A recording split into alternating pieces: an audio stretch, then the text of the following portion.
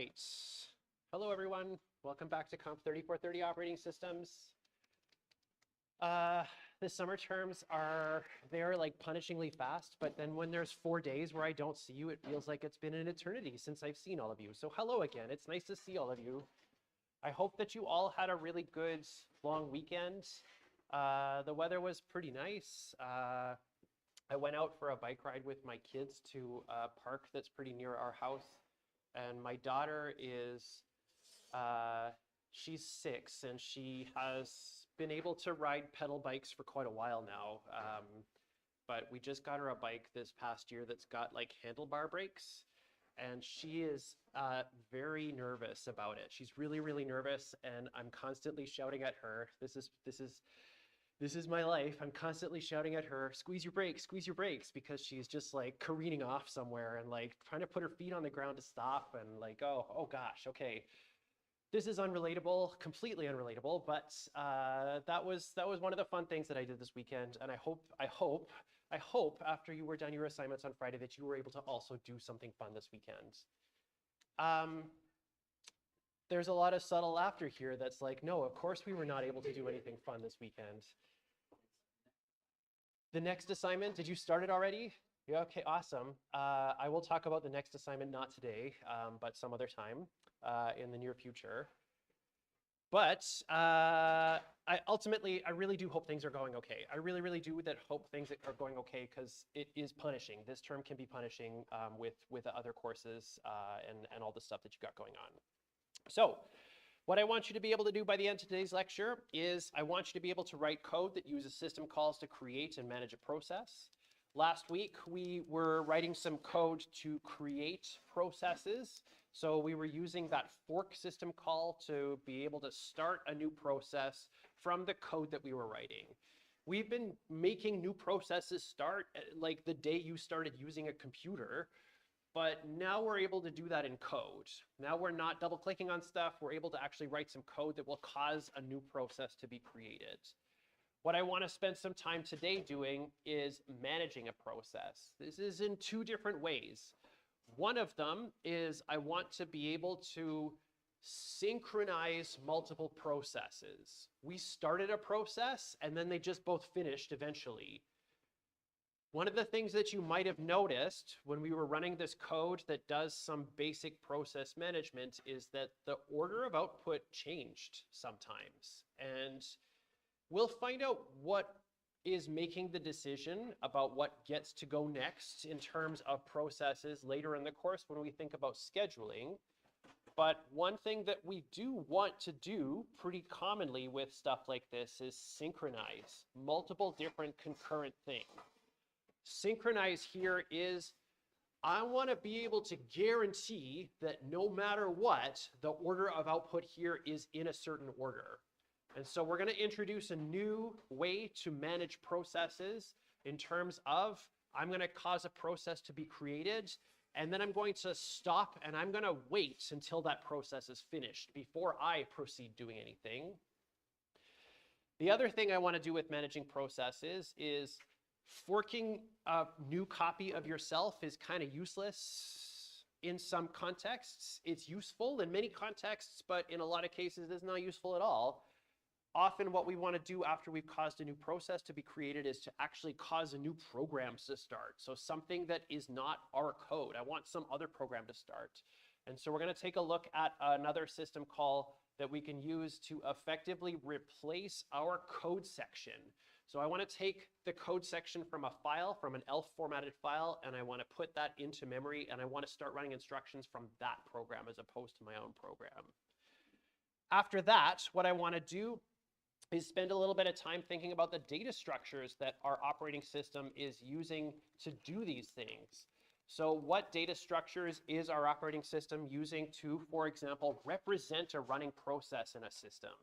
This is a data structure that's called the process control block, or PCB, and I want to spend a little bit of time thinking about the kinds of things that go into that data structure.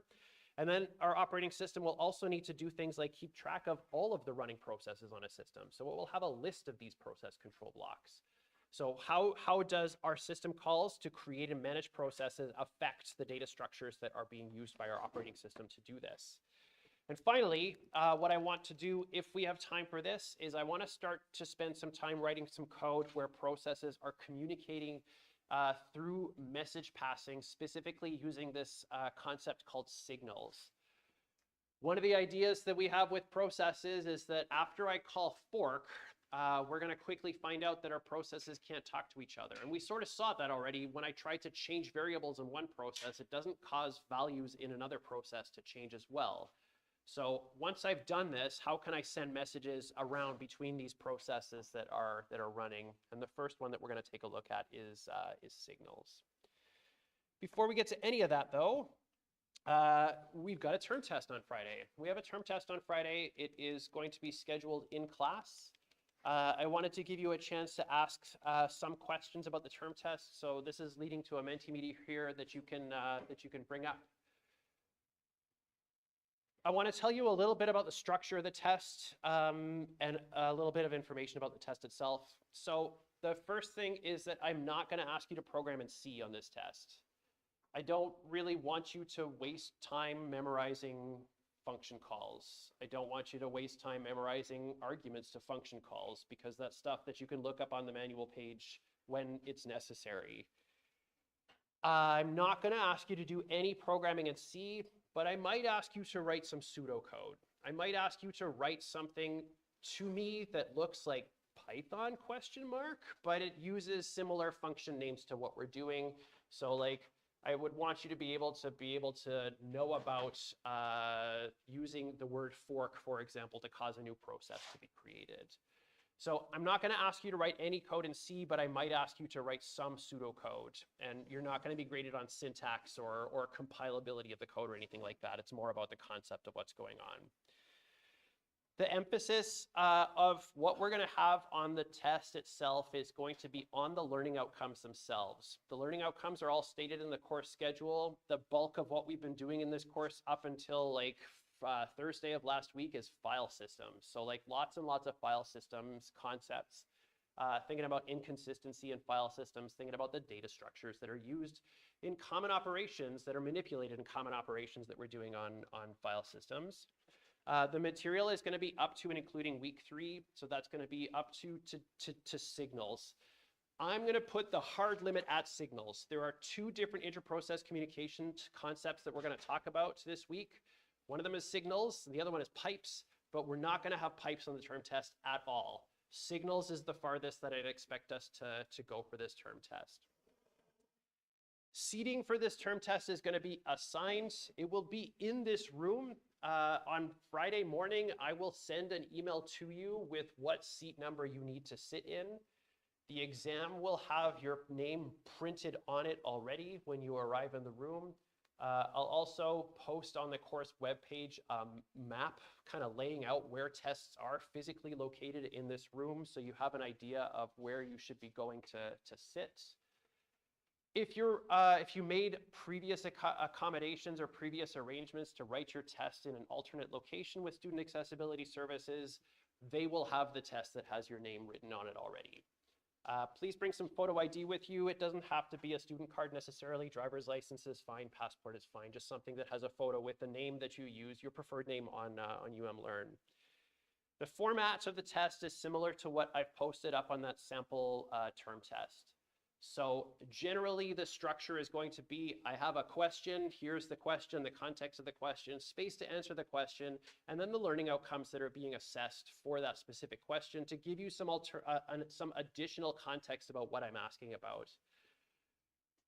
I really don't like having tests where people are trying to guess what the question is asking. That's not what I want. I don't want anything like that. So I want to make sure that you have a clear idea of what I'm asking you to demonstrate in terms of learning outcomes. So I like to put the learning outcomes themselves in the tests. So the format is generally going to be similar to the posted sample test. All right, so I'm going to pop over to the Mentimeter now. And before we ask any questions about the test, I wanted to show you this photo. And this photo is impossible to see on this tiny screen. So I've got a bigger picture, bigger version of this. And I want to zoom in here a little bit.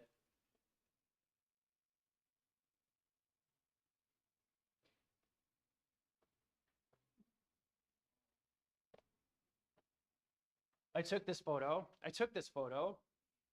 When I was out cycling one day with my kids. This is an older picture that I took, but I took this photo, and I am overjoyed with it. I am overjoyed with this picture. And so my first question to you is, where is that pilot squirrel?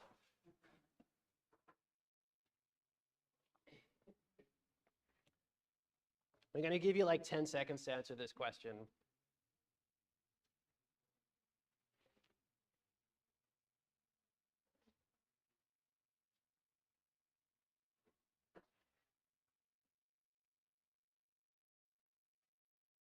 Okay, all right. I'm going to show you on Google Maps where this squirrel is, because I realize now that I'm staring at this that I didn't actually update the correct answer in that slide from when I did it last time. So I saw lots of people putting stuff near the airport here. That's a good call. We're looking at an airplane. This airplane is grounded though. It hasn't been flying for a long, long time. This airplane is located in this Air Force Heritage Museum Park. This is on a street that's called Air Force Way, and it's kind of in the St. James area. And it is right there. This is the plane that we're talking about. And you can kind of see that it's got the same numbering on it, although this picture doesn't have a squirrel in the pilot seat. This is on a bike path that I like to ride on sometimes with my kids up here. This is called the Yellow Ribbon Path, and it kind of goes underneath the runway. So you can like stop in the field here, and if the winds are blowing the right way, there's planes taking off and landing and stuff, and it's kind of fun to hang out with. So all of these ones here, this is good. This is a good, correct answer to me. All right, so now I've got a chance for you to ask me some questions about the term test. Similar to the assignment questions, I'm going to limit this to about five or so minutes in class. So I'm just going to set my timer here to make sure that I'm not going completely off the rails. And then if there are additional questions, or if I'm not able to answer all the questions in class today, please post the questions that you might have on the course forum so that I'm able to answer it in such a way that everybody has access to the same information. All right, so where is the textbook cut off? So like in terms of topics, where are we going to stop? That's how I'm interpreting that question. If I'm misinterpreting it, let me know. The textbook cutoff is up until there's actually nothing in the thing I've asked you to read for this week that is about signals at all.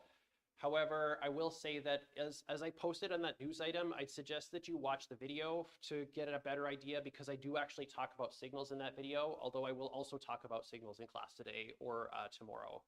So that's where it kind of cuts off in terms of the textbook stuff. Everything before this, except for the very first two things, like the Intro to Students chapter, that's not really kind of be part of it. And anything that I haven't said is, if I've said that something is optional, then it won't show up in the term test at all. Is a test focused on lecture content more than the textbook? It's kind of a mix of both. I'm going to call on a specific example that I did in class with EXT2, where we spent quite a lot of time in HexDump, like navigating the structure of this file system. Like I said in class, even printing 256 kilobytes of a file system would be dozens and dozens of pages, and I don't want to do that. So in terms of like, am I expecting you to use HexDump on the test? No, I'm not going to expect you to use HexDump on the test. But I am expecting you to have a reasonable idea of the data structures that were involved in the operations that we were doing there, and how we were using those data structures. As I said, I'm not really going to do any C programming on this test. So like C programming examples that I'm doing here, the part of the lecture that's important for those is like the part where I'm describing kind of what I'm doing and the data structures that we're using for this, as opposed to the actual C programming exercise itself. This is a good question. So I will not be posting my solution for assignment 1. I'm not doing that because of a couple of philosophical reasons more than anything. The first philosophical reason is that I find that when I post solutions to my assignments that they will immediately wind up on Chegg or Course Hero or other websites. The other philosophical reason is fairly recent, and it's very much about AI. I don't like that. Just philosophically opposed to that. I'm not going to post the solution for assignment 1 on the course webpage. However, I invite you to come to my office, and I am very happy to take you through my code. I will show you my approach to this thing. I will give you a very good general idea, and we can go right down into specifics of the way that I solved any specific problem. A student asked me for this last term, and I didn't really advertise it as a service, but I will advertise it as a service this time. If you want me to review your code, like not grade it, but like give you a code review of the code that you submitted for your assignments, make an appointment with me. Come and see me during my office hours, and I'm very happy to do that. So like give you some idea of maybe you should have done it this way instead of, as opposed to just getting like a score at the end of the assignment. So my answer to this is no, but I very much invite you to come talk to me about my approach to assignment 1. Will X be on the test? What is X in this case? EXT2?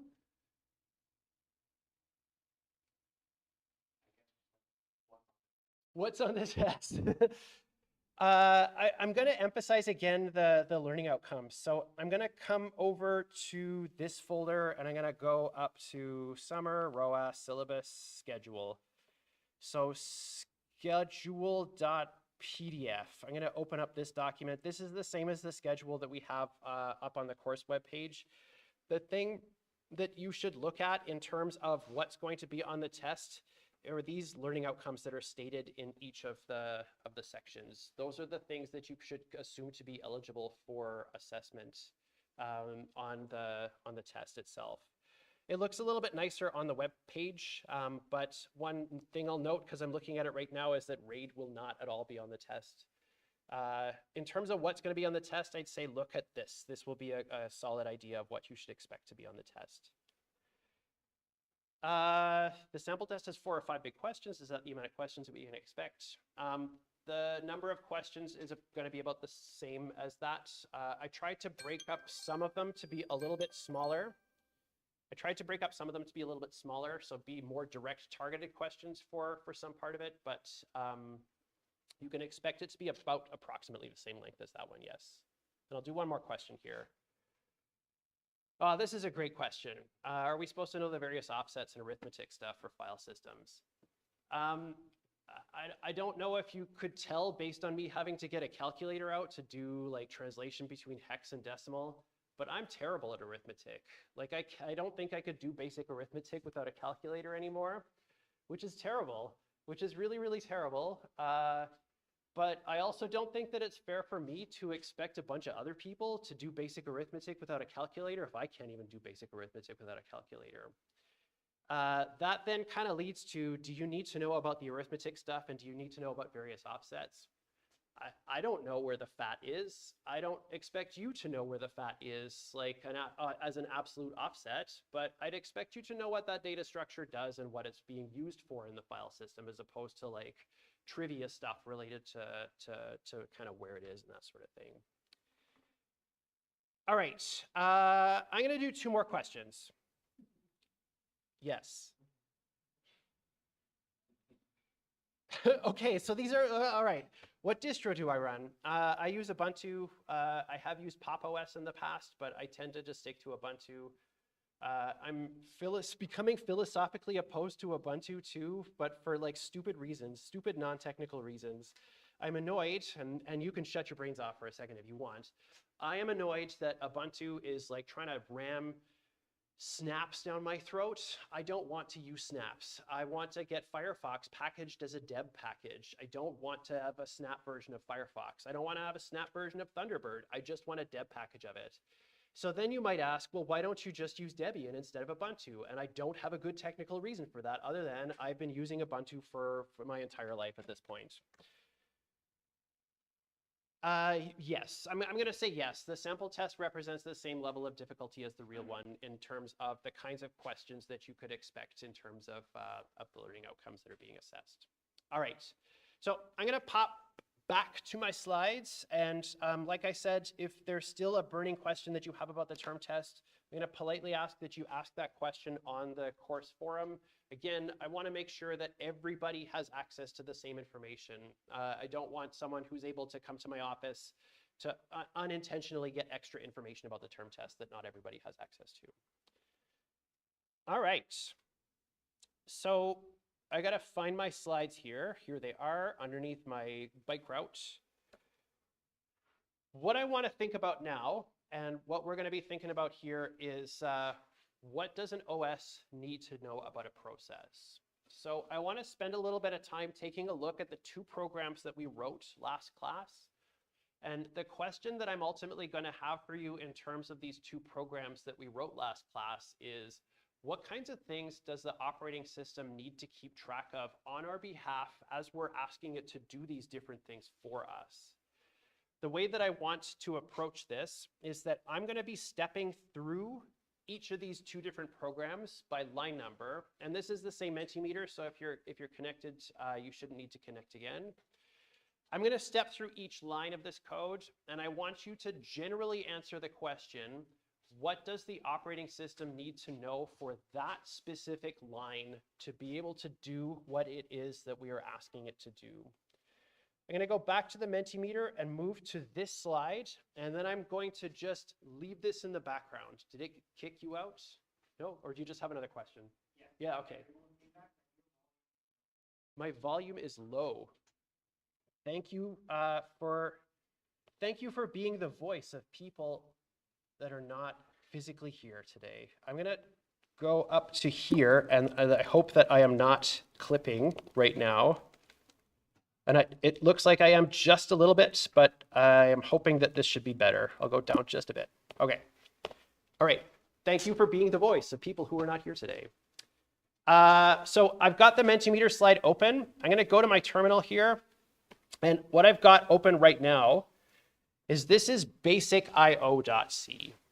Basic.io was this program that read one single character, and it printed that one single character out.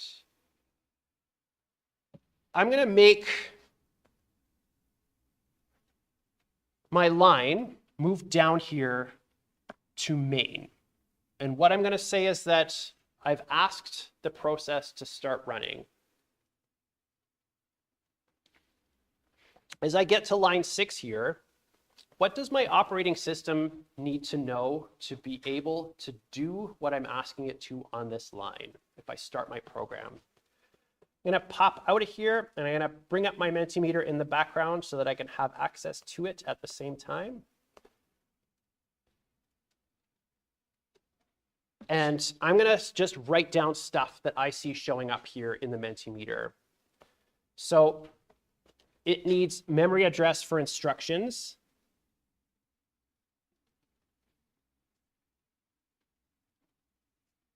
And I'm going to actually write down here that this is my code segment.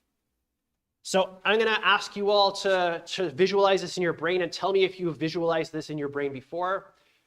There's the code segment up top, and then there's the heap, and then there's the stack at the very bottom. Have we visualized our address space in this way before? Okay, so awesome, yes. Memory address for instructions, I'm going to say that that's my code segment. Address for stack variables, I'm going to say that that is my stack segment. And then we've got PC, or program counter. ROS definitely needs to keep track of this for us because we need to know what to set on our hardware when this process is actually doing its thing. So I'm going to write down program counter here.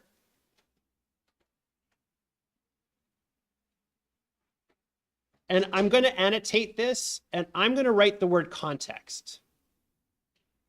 I'm going to share with you after we're done this exercise what I've been writing down, and I'm going to put this up on the course webpage for you, but I'm going to use the word context for this. We have to keep track of PID and mode. So yeah, for sure we have to keep track of the process ID. The mode itself is something that we're not really keeping track of in the operating system, not explicitly. The mode itself, so like going back and forth between user mode and kernel or OS mode, this is something that's happening in the hardware, but we don't really have to keep track of which mode a task is in because the CPU itself is either in kernel mode and OS mode, or it's in user mode, depending on which kind of instructions it's executing.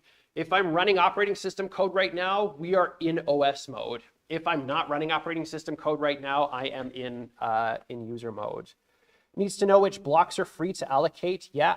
Memory address for the buffer. So I'm going to say that those are all tied together to stack registers of that file. And I'm going to put, in addition to program counter here, just registers in general. And that is all going to be part of that context keyword. Memory for the heap. So we've got a heap segment here. Virtual memory, the file system it's using. So I'm going to actually annotate this entire code stack heap segment as virtual memory. Okay, awesome. The file system it's using. In this case, our operating system may need to keep track of the file system that it's using to read this program's data and instructions from disk, but it's not really going to be about the program itself. I'm on line 8 now, so I've moved my cursor down. What kinds of things does the OS need to keep track of to be able to do this line?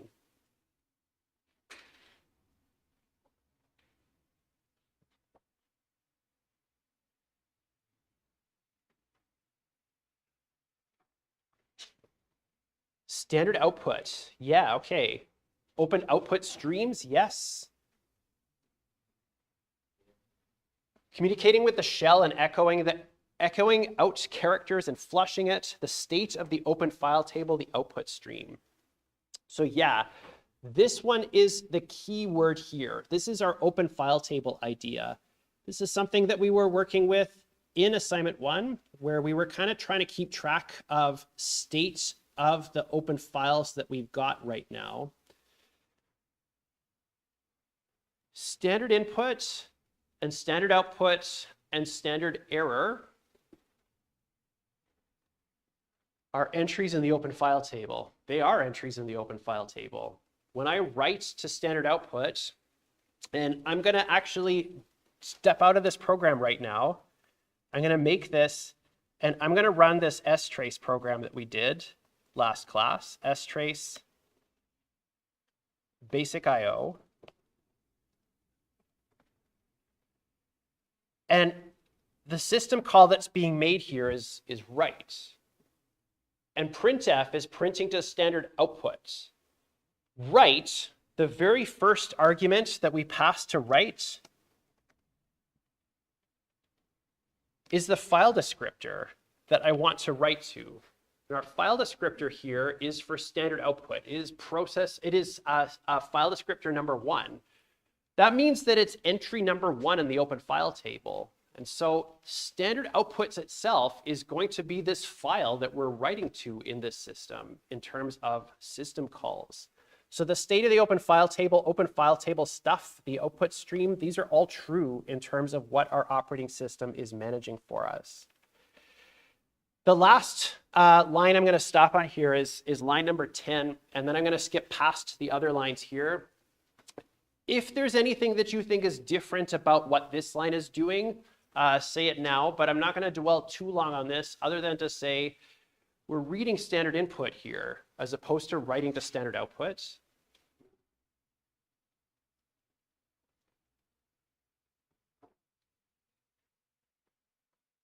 The memory of the string, okay, yeah. So I'm going to actually put that, kind of glob that together into the virtual memory that we've got.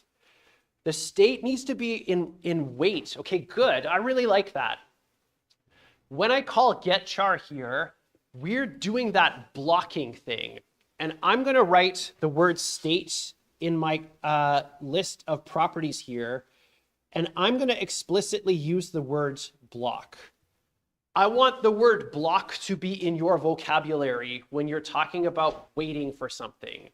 If a program's code stops for some reason because it's something else has to give it input or it's waiting for some other thing to happen, the word that I want you to be able to use to describe the state of that task or that process is blocked. It is blocked. It's not able to proceed. It is blocked. And then opened input stream. So it's the same kind of idea here with our open file table. So I'm going to write standard in, standard out, and standard error. Okay, and then the last part here is line number 14. So line number 14 is where we are exiting our program. What does our operating system need to do to be able to keep track of what's necessary for this line? I'm going to add one thing, alternatively, exit success. Calling exit and returning from the main function accomplish the same task.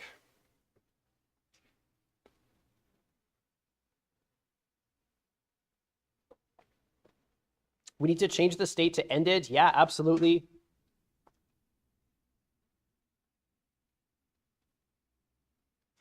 It kills the process and frees up the entries from the open file table, where to return the value. It frees the stack. It exits. It cleans up resources that were allocated. Yeah. So all of those things for sure. Okay, awesome. So I'm going to pop over to my screen here. I'm going to share with you what I wrote down about what we've got that we need to keep track of in terms of processes that are running. So I need to keep track of what I'm going to collectively call virtual memory here. I need to keep track of the virtual memory for this process. So the code segment, the stack segment, and the heap segment. We're going to investigate this idea of virtual memory lots later on in the course, but for now it's enough for us to say that every process gets its own virtual address space. It has its own code segment. It has its own stack segment. It has its own heap segment. These are all physically separated from each other. Remember when we did this exercise last time, we changed that stack allocated variable in one process. When we changed that stack allocated variable in one process, it did not affect the other one. Both of these processes get their own entire virtual address space. Changes to one do not affect the other. That gets complicated a little bit later, but for now, this is the level that we're at. Each process gets its own virtual address space. Each process or each task is also going to have its own context here. The most important thing about context for us in terms of program counter right now is going to be context in terms of the registers that it has is going to be the program counter. So like keeping track of what the current or the next instruction is to be executed. At our level with operating systems, a lot of the time when I'm thinking about program counter, I'm going to like hand wave this and say that it's the line number that we're currently executing as opposed to the actual literal instruction that we're going to be executing next. But it's the same general idea. So approximately where we are in terms of execution. We have to keep track of our process ID. So we have to keep track of some unique identifier for this task. In the process that we were just looking at, we have to keep track of 3 different files: standard input, standard output, and standard error. And we're keeping track of those things in our open file table. I'm going to amend to this part one thing. The amendment that I want to make to this is that for the process, we're going to have these entries.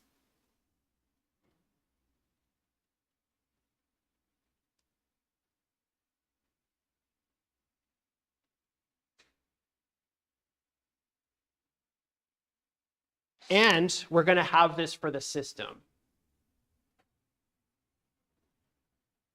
We're going to go back to my terminal here for a second. I'm going to quit out of basic IO here. And I'm going to say that in my terminal, right there, is a program that is running. Fish is my shell. This is the thing that I'm interacting with in terms of asking it to start other processes. Fish is a program. In the past, it's been a C++ program. They recently rewrote it in Rust. I'll let you read about the lore of why they did that. It's a fun story. It's a fun story. Rust is a, I'm gonna digress. Rust. Has anybody ever tried to learn Rust? I've actually tried it in earnest 3 times to figure this out. I want you to take a moment and think back to Comp 2150 when you were doing C++. Yes, we were all doing C++ in 2150? Yeah, okay. And the idea of the, oh gosh, I'm gonna forget these acronyms. And I know that some of you were in my class for that, so I'm gonna forget these acronyms. There's the OCCF, the Open Canonical Something Form. Orthodox, thank you. Orthodox canonical class form. Yeah. Okay, so like we have to have our default constructor, and then we have to have a destructor, and then we have to have other stuff, right? That's how important that is. I can't even remember it at the moment.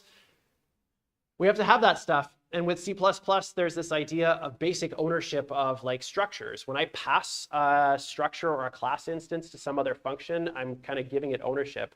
But you don't actually say that explicitly in C++. In Rust, you have to explicitly say that. I'm transferring ownership of this object to this other function, and this other function is now responsible for managing this memory, meaning it has to free it or it has to give the ownership to somebody else so that they can take ownership of it and release it later. And this will try to help with things like resource leaks. So I'm not going to have memory leaks in Rust because someone has to have responsibility for this at all times, to the point that it fails to compile your code if you don't have that explicit like resource management path through the code. And 3 times I've tried to sit down with this language and write code in it, and I get to a point where I'm iterating over a list and it fails to compile, and I just give up because I can't figure out how to get the loop to take ownership of the list so that it can do stuff with it. And things might have changed since I did this last, but I don't know where I'm going with this. But it's not important. My shell is a program.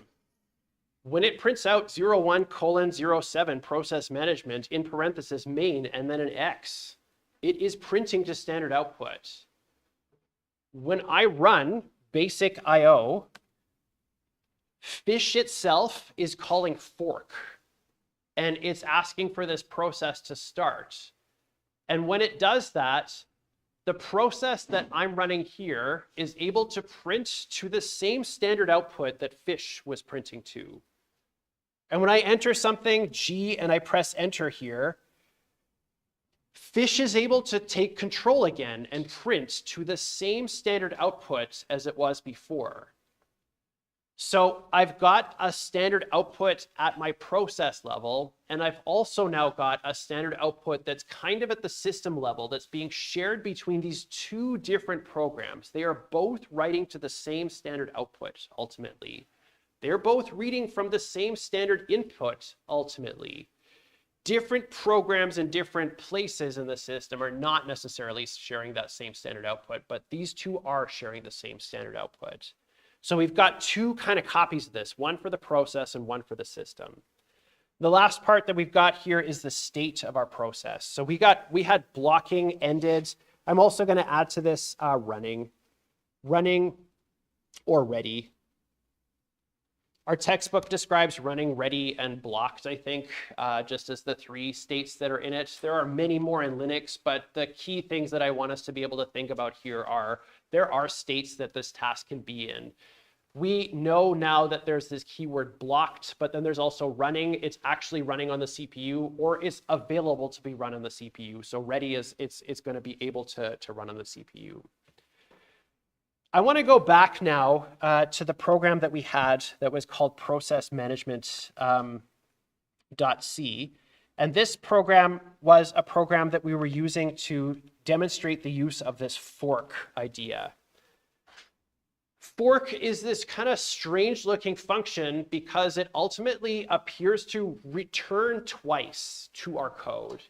It appears to return twice into our code, and then these 2 different returns are going to take different paths through these conditional statements based on the value that was returned from that function call itself. What's happening underneath here is that we've got a process control block. Our operating system is keeping track of metadata about the process that is currently running, that includes all of the stuff that we've talked about here. I'm going to go down here, and I've kind of written out a little bit about what that program is doing in pseudocode here. So no semicolons, no curly braces, just stuff that kind of looks like what we've got. Got a main function. And what I want to do is step through and kind of visualize what's happening underneath when I actually call fork in this code. So in the state of the system that we're in right now, what I've got is I've got one process control block. I have one process that's running right now. I'm going to say that this process is currently on line 1. So its program counter here is on line 1 in this program. It is at our main function. It has just started running. On line 2, this is where we're starting to think about this idea of some of the virtual memory that we've got in the system. So on line 2, we will have already allocated these 3 arguments that are coming into the main function itself. But on line 2, we're going to add to this. We're going to be adding this new thing for child PID. And we're going to be assigning that a value of -1 on line 2. So as we move to line 2 in this system, we're going to do that. On line 3, what we're doing is something very similar here. So we've got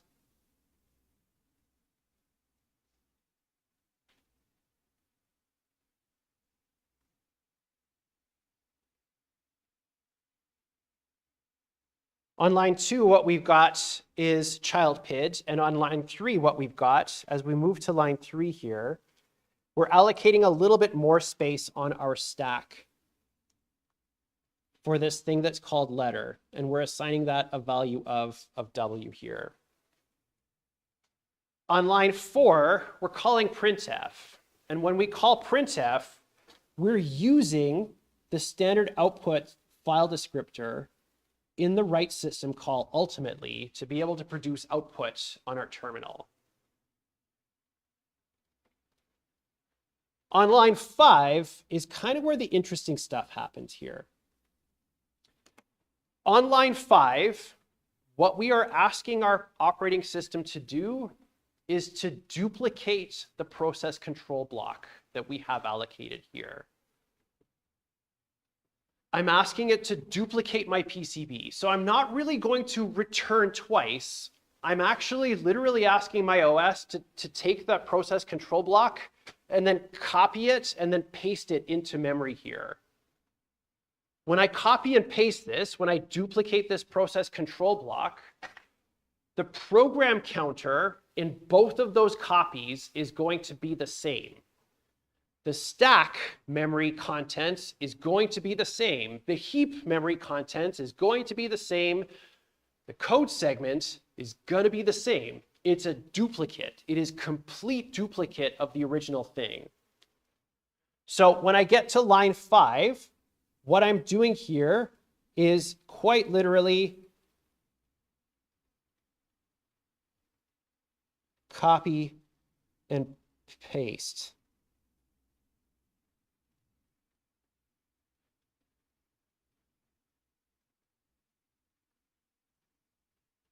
I'm doing a copy and a paste.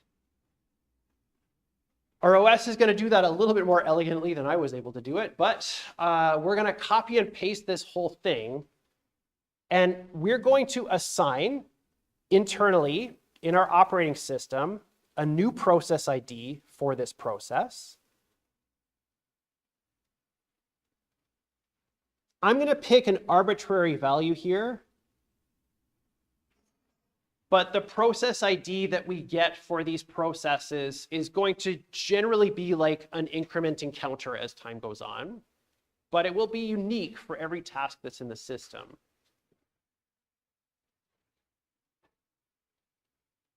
The other thing that we're doing on this line is we're allocating space for child PID, or it's been allocated already, but we're going to assign a value to it. In the parent process, I'm going to change this to be the process ID for the child process that gets created. And in the child process, I'm going to be setting this to be 0.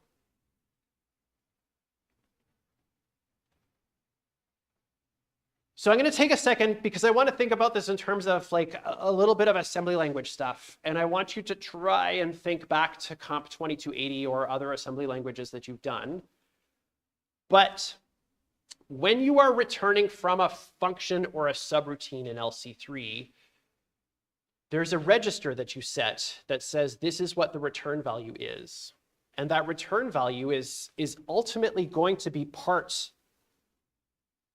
of the context that we've got for this process.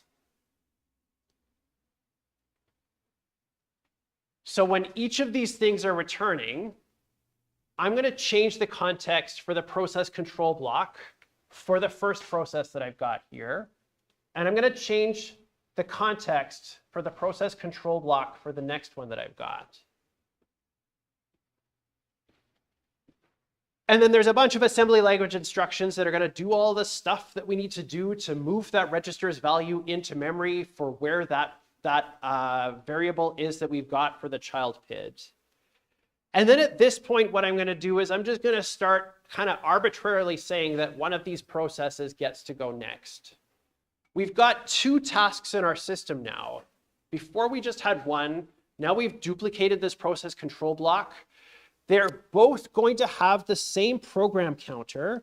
They're both going to be starting at line 5 or returning from line 5 here because they both have the same program counter. They both have the same code segment. They both have the same stack. They both have the same contents in their heap. They're full duplicates of each other. When I return, I'm going to say that the second process that we've got here, this is process with process ID 9000 gets to go.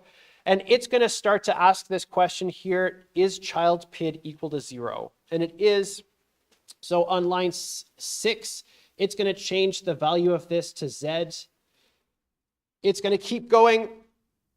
On line 7, it's going to actually change the content of that to Z. On line 8, it's going to do a printf, and it's going to use its standard output to do that.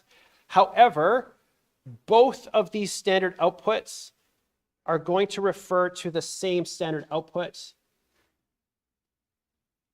at the system level. So they're going to share the same standard output here. We're going to do get char, which is going to cause our process to get blocked on line 9. And then I'm going to say that the parent process gets to go. It's going to ask that question about child PID. Is child PID equal to 0? It's not, so it's just going to skip over that conditional statement. And it's going to get blocked waiting for input on standard input. Both of these processes will be stuck on line 9. They will both be blocked on line 9.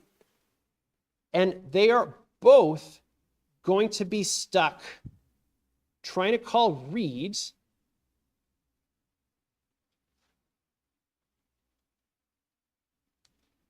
on the same standard input. So when I called strace for get char, the output that we saw there was read 0 and then 1024. It was asking for a kilobyte worth of space for some reason. Both of these processes are now going to be blocked, waiting for input on standard input. I'm going to arbitrarily say that the parent process gets to go first. I'm going to type stuff in on my keyboard, and it will get to go first. And it will become unblocked. It will go back into a ready state or a running state. It will print F, and then it will exit. When our parent process calls exit on line 11, what we're asking our OS to do effectively is delete that PCB from the list, remove it from the list. It's done. It doesn't need to run anymore. We don't need to use any resources that have been allocated for it. Release anything that this thing has allocated in terms of memory or open files. Then I'll keep typing stuff on my keyboard, and the next process will get unblocked. It will become ready. It will do some printing, and then it will eventually get to line 11 here when we ask for exit. And we're asking our OS, please remove this task from the list. It's not running anymore. Clean up any resources that have been allocated for it.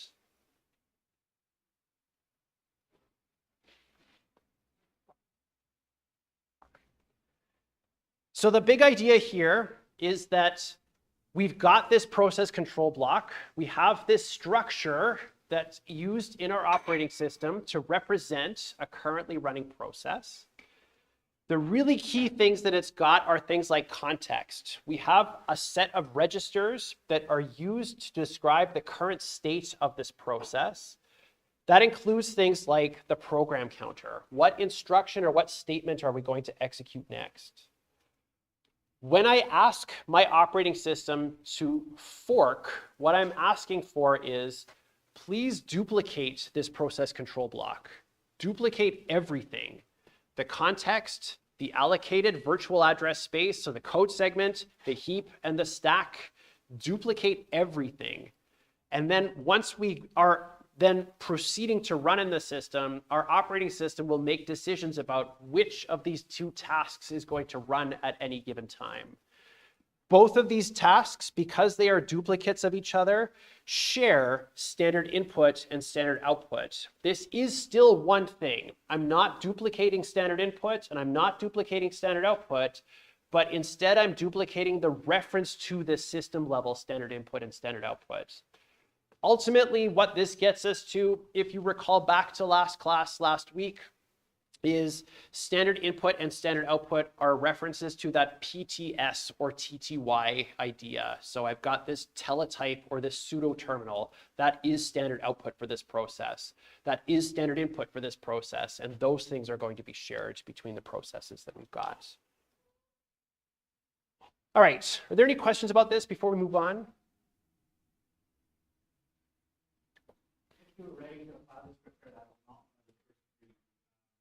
Does it still share the same pointer to the same thing? Like, it's not creating different file descriptors on the file table? That's a great question. So if I were to add, I'm going to go back over here. And if I were to say insert right here, just before calling printf, a call to open. Open is, please add a new entry in my open file table to refer to a file and include metadata like offset and stuff like that. When I call fork, it is indeed duplicating that open file table, but it's going to keep that same kind of global reference for both of those two processes. So open here might add entry number 4 as a file descriptor. They will both have an entry number 4. And if they both call read from it, they're both changing the offset for the same thing. So one will read a little bit and the other one will suddenly jump or appear to jump because they're both sharing that same entry in that system open file table. If I were to call write on that, it's going to corrupt the file from the perspective of someone else looking at it, because now we have multiple processes trying to write data to the same file, and they're both causing the offset to change. One is going to make some changes, and another one might overwrite like after that, and then another one might write after that. And then if you're writing JSON data, for example, you're going to have a structure that's no longer an actual properly formatted structure. Yes, yeah.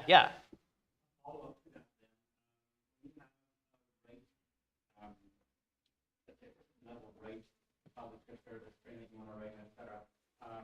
It doesn't complete that write before issuing the next write. Like I don't know if we looked at the other day where write itself is actually a bunch of little processes. It literally goes down to that level. Well, each write might independently complete before the next one starts, But if we're writing a megabyte of data, we're not going to write 1 megabyte generally as one giant call. Instead, we're going to write a kilobyte a million times. Yeah, so in that case, if you have a kilobyte from the first process, and then a kilobyte from the second process, and then a kilobyte from the first process, we're going to be like going back and forth between outputs here. Yeah. Yeah. I'll come to you in a second, okay? My next question is going to be on the get char. Because you have two different focus now, you do the get char. Typing up character, pressing enter, receive or satisfy both program conditions or both focus conditions, but to get char, I think the cat part of the I'm going to do this.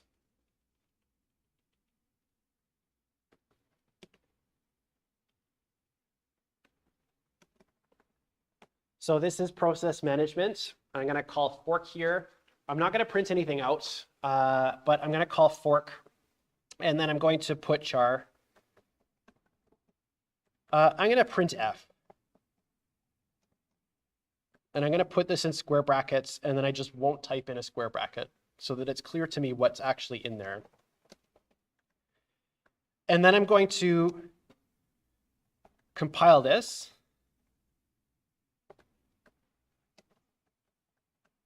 And I'm going to run it. And now we have two processes that are running right now. So line 17, we printed hello world on line 15. On line 17, we're asking for the duplication of that process control block. And now both of these processes are currently blocked on line 19. They're both stuck here. I'm going to type in H, and then I'm going to hit Control D on my keyboard. And it says the letter is H. And then I'm going to press P. And now the second process is going to get a chance to actually get data from standard input. I'm going to run this again. And I'm actually going to change this just slightly.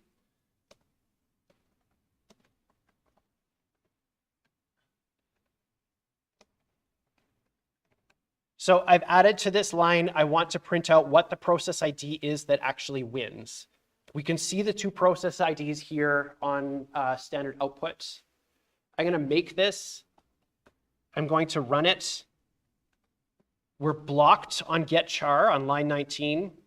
I'm going to type in Y, and I'm going to press Control D. Control D, just to be clear, is asking for the shell to flush the buffer, but it's not actually entering a character. So if I press enter, that would actually be the second character that I type in. That would be the new line character.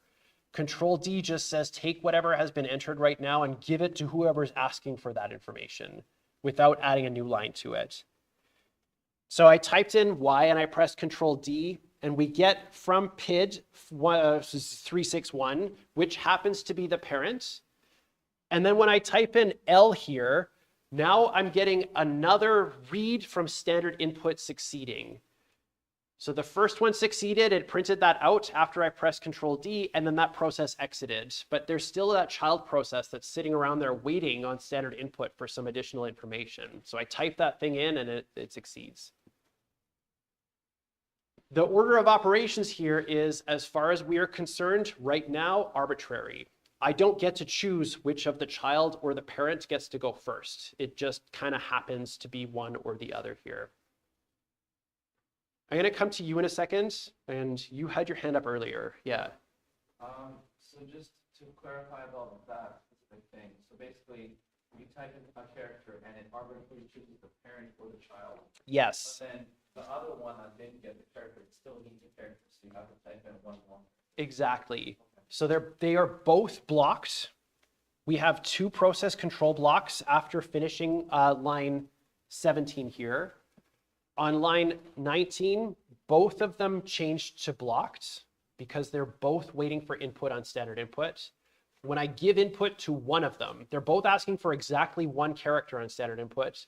When I give input to one of them, so one single character, that will change the state of one of them to unblocked and allow it to proceed, but the other one is still blocked. Then when I type something else in, now that one's allowed to become unblocked. Yeah, yeah. And my second question would be, when you refer to the child PID, that is like the That's the PID of the child. So then if you have a child process that you fork from, right, can you do the same thing and fork from that child process and get its own child PID? I can do this, yes. So this will now cause 4 processes to be running in total. Because I'll call fork once, that will cause 2 PCBs to show up, and then both of them are going to call fork. So there will be 2 more duplicates after that line. Yeah. Yes. And then their PIDs would be 0 since they don't have a child.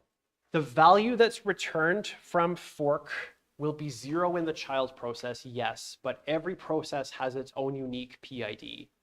So when I call this getPID function, I'm going to zoom in here. When I call this getPID function, this will never return 0.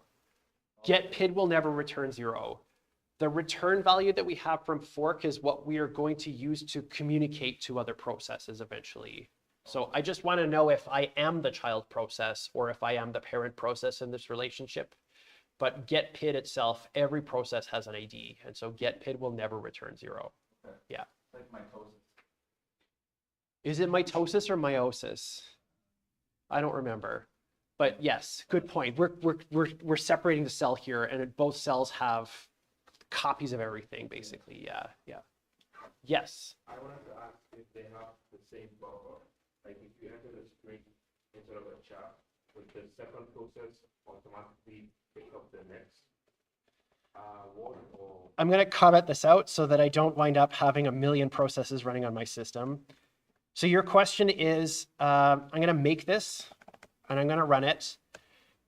Just so I make sure I understand your question, if I type in hello world here right now and I press enter, then the first process gets the H and the second process will get the new line character. And this is an unexpected side effect. This is unexpected to me too, to be clear, but I can explain this. When I type in hello world and press enter, remember that when we did strace with this, it was calling read on 1 kilobyte of data, 1,024 characters. So internally, getchar is probably actually receiving 1,024 characters here before it unblocks. And then my next call to getchar would then allow me to just immediately get data without having to be blocked again because there's data in my buffer. But my other process, because I've now separated, the code section and the stack and the heap section are separate from each other. And so the buffer that's been allocated in the one process that did get to go first isn't making changes to the buffer in the other process. So if I type in anything here, then I'm immediately going to get that buffer flushed. Yeah, thank you for asking that question. I didn't expect this. What I kind of expected was to see that it would be like just immediately both of them return. But because it's going to be something that we're doing with the standard library, if we called read instead of getchar, I think the behavior here would be different. So I'm going to add here exercise for the reader. Change this to read stdin file no buffer and then 1, as opposed to asking for an entire kilobyte of data and see how that changes the behavior as you're typing in complete strings. Yeah. If you were to with what problem of Yes. is there anything else that you separate So the question is, if I call open after fork, no duplicates in the open file table. And if we call it before, there are duplicates in the open file table. Is there anything that we can do for standard input and standard output? And I have to honestly answer that and say I don't know the answer to that question. I imagine that there is a way to change it, but I don't really even know what that would mean in the context of a program like this. Because the processes that we've got here, like it's launching from the shell itself. And I don't know what other standard input you'd ultimately get. The one thing that you can do and we are going to see this in a little bit, is I can run my program like this. This says, I want to take the contents of this file and I want to make that file be standard input. That's the closest thing I can think of to what you're asking, if I understand your question correctly. I don't think there's a programmatic way to say I want to have a different standard input, though. I don't think. I mean, there must be ultimately, but I'm not sure. All right. Okay. So now we've got this idea of starting new processes. We've got this idea of what fork is actually doing. And now what I want to be able to do is to take a little bit of time to start thinking about managing the processes that we've got. We can create this process. We can cause a duplicate of our process control block to appear. But what about actually managing processes? So I want to do two things here. The first is that I want to look at the wait family of functions. I want to use wait to cause our process's state to change. And I want it to wait for events to happen. The wait family of system calls waits for one kind of event to happen, and that one kind of event is the child process exits. That's the main thing that I want to do here. The other function that I want to take a look at is the exec family of functions, and the exec family of functions are used to change the virtual address space of our process. Generally, this is going to be used to change the code segment and set up the context so that we're starting to run code in a different program. We will lose control of the process after that. We will not be able to get control back after we've started this to happen, but that's expected, and that's kind of a desirable feature here. So I'm going to go back to my process management code. And I invite you to follow along here if you want to kind of work with this. This is in a Git repository that I posted up, and there's a link on today's lecture notes. The very first thing that I want to do is if I go down here and we have this conditional statement. Our conditional statement here is printing out messages, and it's changing some of the values from the stack memory region for the child process, but not the parent process. And then both of the processes are executing whatever's on line 49 here to print out what that value is. The problem with this ultimately is that I'm going to quit this. I'm going to write this. I'm going to zoom out. I'm going to comment out some of these get char lines that we've got here. And I'm going to run this code uninitialized. Whoops.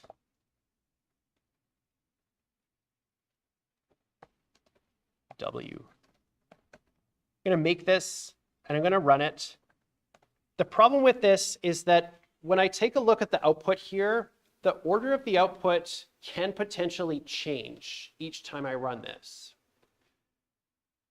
Because after I call fork, these two processes are running in the system, and I don't really have control over which one gets to go next. This is a decision that my operating system is making. So what I want to do is I'm going to use a function that's called wait. I'm going to zoom in here. The wait function allows a process to wait for another process's state to change. Typically, this is, I want to wait for you to exit. I want to know that you are finished before I proceed with doing something else, but this is also going to be a way for us to inspect the state of a process's state changes. I'm going to go back to my code, and I'm going to add to the top here, include syswait.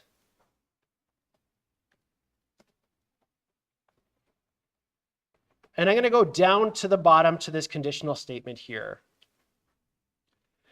What I want to make sure is that my parent, after it has asked for this child process to start, I don't want it to print anything out until the child process has actually finished running code. The way that I'm going to accomplish that is I'm going to call wait. I'm going to pass wait null. So this first argument here, there where it says pointer nullable, this says effectively you are allowed to pass a null to this, and it's going to be able to deal with that. This is expected. Wait passing null says wait for any child to exit. I could launch 100 children, and this is going to wait for any of them to call exit.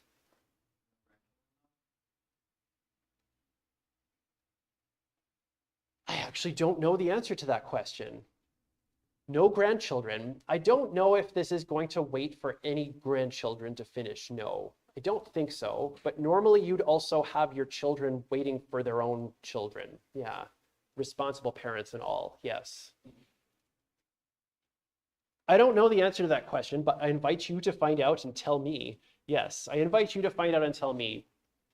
It says wait for any child to exit. So if I launch many, many children, then this will wait for any child to exit. I can also wait for a specific child to exit. And I can wait for a specific child to exit by its process ID. So I can say wait PID.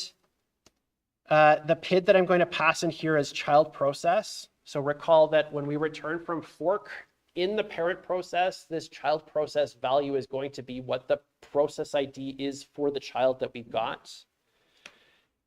The second argument here is the status, and the options here are going to be defined just a little bit further down here.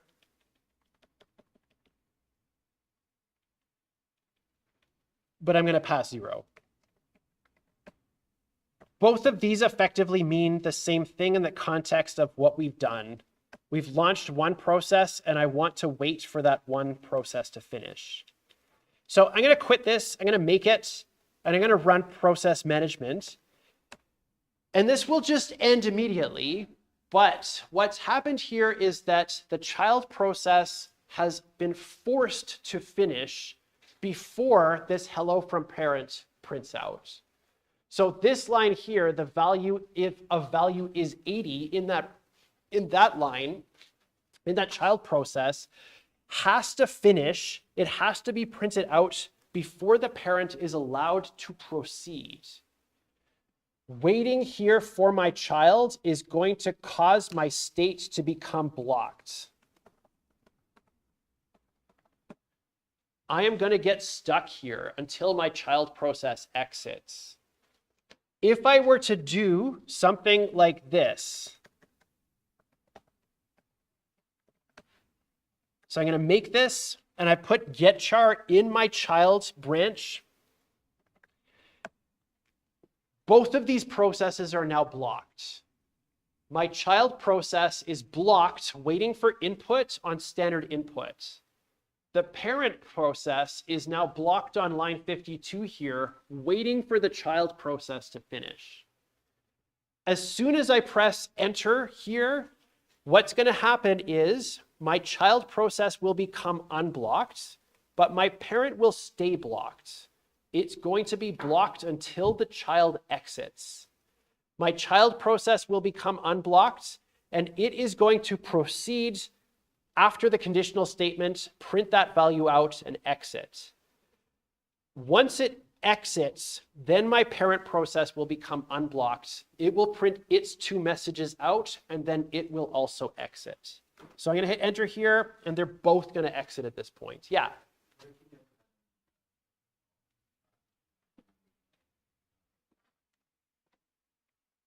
I don't know the answer to that question. I'm saying that a lot today. I don't know the answer to that question. I'm going to do this. Who is this schmuck up here who doesn't know the answer to these questions? There are no children, so it just proceeds. It just proceeds. Now I know the answer to that question. Generally, you wouldn't call wait if you don't have any children, though. Generally, you wouldn't call wait if you don't have any children. So the main idea here is that I can wait for this event to happen. And the side effect of this is that I can guarantee the order of output here. The line on line 56 here from my parent process will never print before line 59 from the child process. It cannot. I've caused that main parent process to be blocked until the child has exited. What I'm doing here is synchronizing these two processes. I'm causing myself to become blocked until the state of my child process is finished, and so I'm guaranteeing the order of output here. It's not possible for an arbitrary order of output at this point.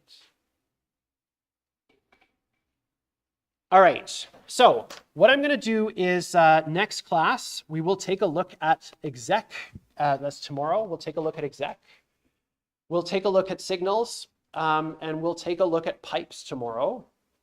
And yeah, we'll take a look at exec and pipe and signals tomorrow. So at this point, you should be able to write code that uses system calls to create and manage a process. You should be able to call fork, and you should be able to call wait, and then describe approximately what happens underneath the hood in terms of using the words like synchronizing and using the word blocked. You should also be able to describe how an operating system manages processes in terms of data structures. We've got this idea of a process control block, and we've got this idea of a list of running processes in the system right now that we're choosing from in terms of which process gets to go next. Tomorrow, we will take a look at writing code where processes communicate through message passing via signals and pipes, and we will take a look at the exec function call.